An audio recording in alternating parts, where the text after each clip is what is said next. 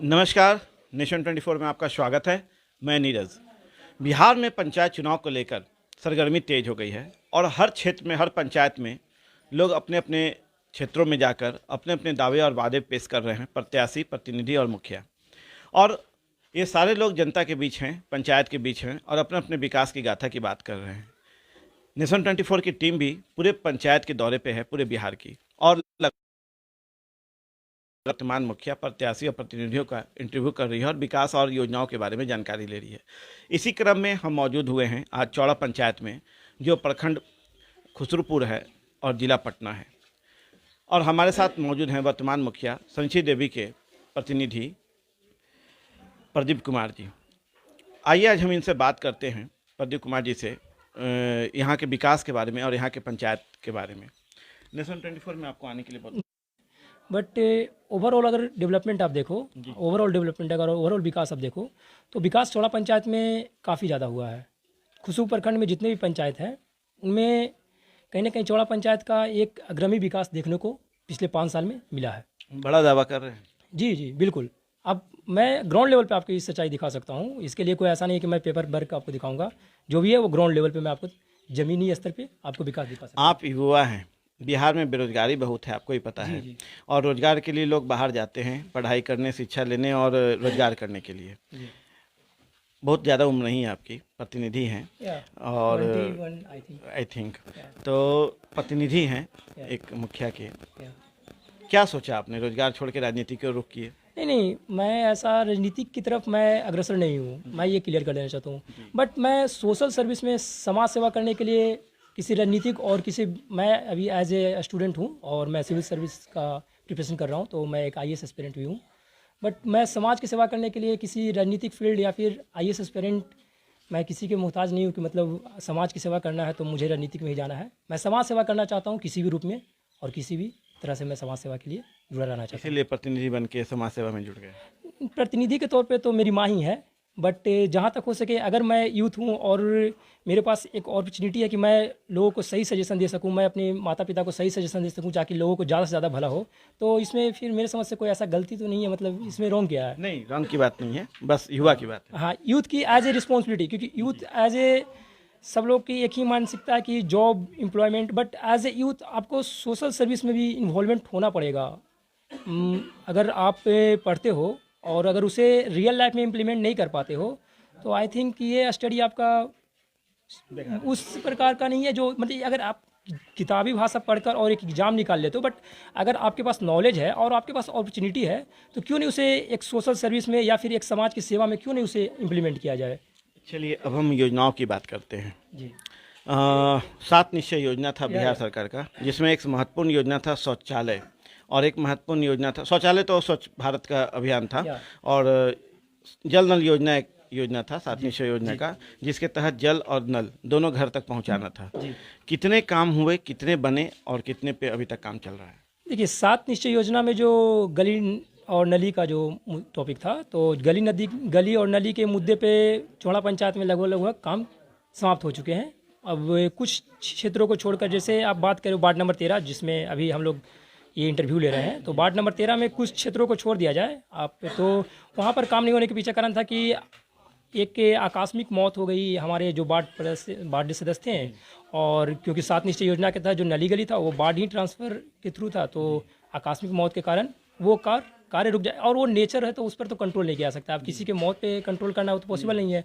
और एक ward, I think ward number 1, आपका ward number 1 Jaggu bigha area है, वहाँ पर भी बाढ़ की आकस्मिक मौत हो गई, तो उस वहाँ पर भी वो काम कुछ रुक गया, क्योंकि काम वहाँ भी हुआ। बट अगर मौत हो गया तो सरकार का जो प्रोसीजर है कि बाढ़ का सिग्नेचर चाहिए, तो प्रोसीजर के अगेंस्ट जाकर तो काम नहीं किया जा सकता है। तो और आई थिंक 12 वार्ड जो बचे हैं, 12 वार्ड और भी हैं, में 2, 3, 4 और 14 में तो आपने देखा ही चमटोली के जो एरिया था उस साइड देवस्थान, तो लगभग काम पूर्ण हो चुके हैं। गली नली सड़क योजना का क्या हाल है? गली नली के बारे में तो मैंने अभी बताया आपको, गली नली का जो सच्चाई है। और जल के बारे में आपने पूछा था जी, इसीलिए मैं अभी सवाल उलट दिया मैंने। इसीलिए मैंने सवाल उल्टा। जल पे आपने पूछा था कि नल जल का क्या, मतलब क्या, कहाँ तक क्या हो रहा है। तो नल जल क्योंकि कोहामा बहुत बड़ा गांव है, चौड़ा पंचायत का सबसे बड़ा गांव कोहामा है, और नल जल में इशू ये है कि पीडब्ल्यूडी डिपार्टमेंट इसमें इन्वॉल्वमेंट है, इसमें ये मुखिया के थ्रू नहीं है। मैं आपको यहाँ पर एक चीज़ क्लियर करना चाहता हूँ, अगर किसी को ऐसा लगता है कि नल जल मुखिया जी की वजह से नहीं हो रहा है तो बिल्कुल गलत है, क्योंकि एज ए रियलिटी ये है कि पीडब्ल्यूडी डिपार्टमेंट का ये रिस्पॉन्सिबिलिटी है और उन्होंने काम भी किया है। लगभग नल जल तैयार है और बहुत जल्द लोगों के घरों में नल जल की सुविधा उपलब्ध होगी, बहुत जल्द 2-3 महीने में। आपको नहीं लगा बहुत ज़्यादा लंबा समय लग गया? नहीं नहीं, ऐसा नहीं है, क्योंकि देखिए बहुत बड़ा पंचायत होने के कारण जब एरिया बहुत बड़ा है, आप एक कहते हैं ना कि आप हरी जब करोगे तो जस्टिस वरी भी हो सकता है। अगर ज़्यादा जल्दी करोगे तो मे भी ऐसा भी हो कि आपको जो फैसिलिटी चाहिए वो फैसिलिटी नहीं मिल पाए। क्योंकि अगर आप काम देखो नल जल योजना में, पीडब्ल्यू डिपार्टमेंट से मैं काफ़ी ज़्यादा सेटिस्फाई हूँ, क्योंकि उन्होंने उनकी काम की प्रक्रिया में डिले भले ही है बट काम की क्वालिटी बहुत उत्तम है। इसमें मैं अगर काम टाइम के साथ मैं कंप्रोमाइज़ कर सकता हूँ बट क्वालिटी के साथ स्कीम जो है आप मैंने 2-3 मनरेगा में अकाउंट खुला हुआ है, 2-3 पौंड भी जो तालाब होते हैं वो उनके तहत कुछ लोगों के रोज़गार के लिए वैसा स्कीम दिया गया है। और मनरेगा के तहत चौड़ा पंचायत के खासकर चौड़ा गांव में ही फर्स्ट ईयर और सेकंड ईयर के दौरान काफ़ी ज़्यादा काम हुए हैं। तो मनरेगा में आई थिंक काम हुए हैं।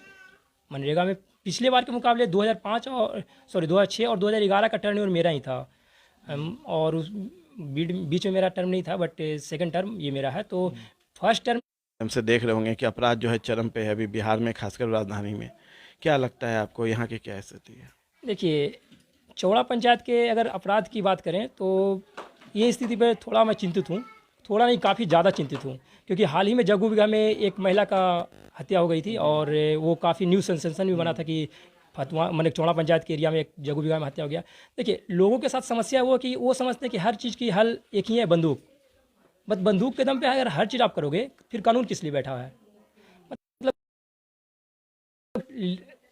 शिक्षा जो है, लिटरेसी रेट जो है आपका, शिक्षा चौड़ा पंचायत में आई थिंक बहुत कम है। शिक्षा पे काम करना यहाँ बहुत ज़्यादा ज़रूरी है और मैं आपको वादा करता हूँ कि अगले 5 साल में हम लोग शिक्षा पे काम करने की ज़्यादा कोशिश करेंगे। अभी तक में क्या किया शिक्षा पे पहल? शिक्षा पे हम लोगों ने पहले, इससे पहले जब आप में चौड़ा पंचायत को 5 साल पहले या फिर 10 साल पहले की अगर बात करें तो शिक्षा भी है, क्योंकि कब तक लोग बाहर जाता है कि हर समस्या का समाधान बंदूक है, क्योंकि लिटरेसी रेट लो है। अगर पढ़े लिखे कम है तो उनको लगेगा ही कि हर समस्या का समाधान बंदूक है, बंदूक उठाओ। बट ऐसा तो नहीं है। आपको मैं पहले ही इन लोगों को समझाता रहा हूँ कि ऐसा नहीं है कि आप हर समस्या के लिए बंदूक उठा लीजिएगा क्योंकि पुलिस है ना, अगर कुछ होता है, आपकी कोई फाइट होती है, चाहे कुछ भी झगड़े हैं, कुछ भी मामले हैं, पुलिस का हेल्प लीजिए। किस लिए? कानून तो है ही, कानून व्यवस्था है, कानून व्यवस्था का हेल्प लीजिए। और दूसरी बात है कि एक कास्ट जो होता है ना कि आप सो कॉल्ड अपर कास्ट जिसको बोलते हैं, मैं यादव हूँ, इस बात का घमंड है हमें। किस बात का घमंड है कि मैं यादव हूँ इसलिए घमंड है? तो फिर ब्राह्मण कहेगा कि मैं ब्राह्मण हूँ। यहाँ पर ये सो कॉल्ड जो कास्ट पॉलिटिक्स जो होता है ना, मतलब बिहार में जो कहते हैं कि इतिहास काल से जाति की राजनीति चली आ रही है वो आज भी प्रबल है, कहीं ना कहीं आपको ऐसा लगता एज है? ए यूथ मैं इस चीज़ को एक्सेप्ट नहीं करूँगा, बट है, मैं इस चीज़ को प्रमोट नहीं करूँगा कि जाति प्रथा जो है उस पर राजनीतिक होना चाहिए। मैं यादव हूँ और अगर कोई हरिजन कम्युनिटी से है तो क्या उसे अधिकार नहीं है जीने का? मैं ये पूछना चाहता हूँ। मतलब सिंपल सा लॉजिक है, अगर कोई हरिजन है तो क्या वो यादव कम्युनिटी से तो सिर्फ यादव को इसलिए आगे बढ़ा जाना चाहिए क्योंकि वो यादव है? तो फिर ब्राह्मण को आगे बढ़ा दो, ब्राह्मण सबसे आगे है, तो फिर तो यादव ही पीछे हो गया।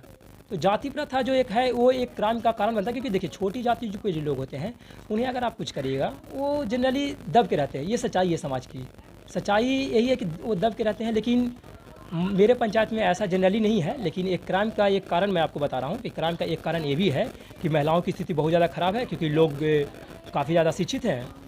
तो क्राइम रेट के लिए मैं यहाँ पर एक यही अनुरोध करूँगा, क्योंकि ये आपका जग्गू बिघा में जब क्राइम हुआ तो मैंने निवेदन किया था कि आपका चौड़ा पंचायत में एक पुलिस चौकी, डीएसपी ऑफिस में डीएसपी साहब आए थे, तो उसमें हम लोग का अनुरोध था कि चौड़ा पंचायत में एक पुलिस चौकी का अनुशंसा की जाए, ताकि एक पुलिस चौकी, क्योंकि 3 थाना क्षेत्र होने के कारण ये जो क्षेत्र है वो बिल्कुल एकांत पड़ जाता है। चुनाव नज़दीक है, यदि जीत के आते हैं, जो ज़्यादा संभावना दिख रहा है, जितनी बातें आपने विकास की कही, यदि आपने इतने विकास के दावे आपके मजबूत हैं तो कहीं ना कहीं जनता विकास चाहती है और जनता आपको फिर वोट करेगी, फिर आप चुनाव जीत के आएंगे और मुखिया पद पे रहेंगे। क्या लगता है और कौन सा अलग हट के ऐसा काम करना चाहिए जिससे कि इसका नाम हो, इस चौड़ा पंचायत का पहचान हो? देखिए, इसके लिए मैं एक ही चीज़ कहना चाहूँगा कि चौड़ा पंचायत आज के समय में निर्बल पंचायत है और मेरा कम्प्लीटली जो नेक्स्ट ईयर का जो मोटो रहेगा, जो लक्ष्य रहेगा, वो एक ही रहेगा कि चौड़ा पंचायत को बिहार का एक आदर्श पंचायत बनाया जाए। उसके लिए मैं आपको ये क्लियर कर देना चाहता हूँ, और मैं ये वादे नहीं, आप अपना इंटरव्यू पैनल जो हो आप 5 साल बाद भी लेकर आइएगा। मैं नेक्स्ट 5 ईयर में शिक्षा पे काम करूँगा, स्वास्थ्य पे काम करूँगा, और क्राइम रेट जो हमारे पंचायत में है उस पर काम करूँगा। मैं लोगों को कभी नहीं, लोगों के हाथ में कभी हथियार थमाने वाला प्रतिनिधि नहीं बनना चाहता।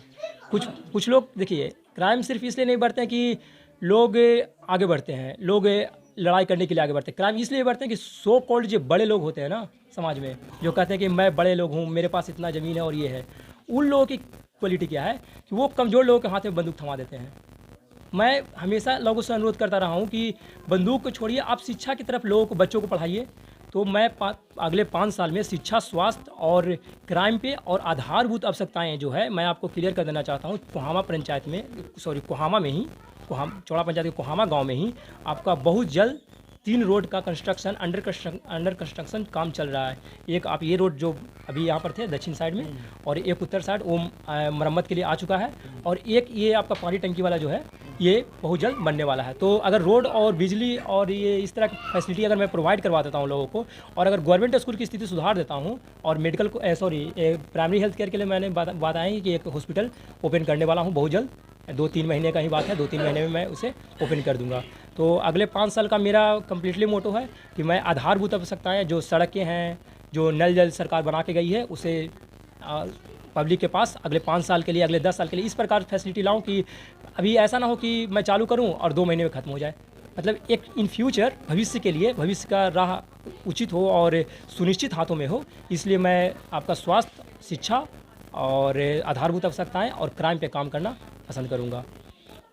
तो अभी आपने सुना, चौड़ा पंचायत में हम हैं और हमारे साथ मुखिया प्रतिनिधि प्रदीप कुमार जी मौजूद हैं, जो युवा हैं, कर्मठ हैं और समाज सेवा से जुड़े हुए हैं। शहर की ओर नहीं भागते हैं, गांव की ओर रुख किए हैं, क्योंकि उन्हें गांव पसंद है। इन सारे चीज़ों का उन्होंने जवाब दिया है, सारी योजनाओं की विशेष जानकारी दी है, अपने विकास कितना इन्होंने किया है, कितने योजनाओं पे काम किया है, ये सारे चीज़ों की जानकारी देते हुए आगे की बात भी रखे हैं कि जाति से उठकर हम करना चाहते हैं। और बिहार की राजनीति ऐसे भी प्रबल है, सब कोई जानता है, जो देश की राजनीति को इधर उथल पुथल मचाता है। तो अभी आने वाला समय है चुनाव का, जनता मौजूद है, प्रतिनिधि, प्रत्याशी या मुखिया भी मौजूद हैं। चुनाव के बाद पता चल पाएगा किसकी सरकार, किसकी मुखिया, कौन मुखिया बनते हैं।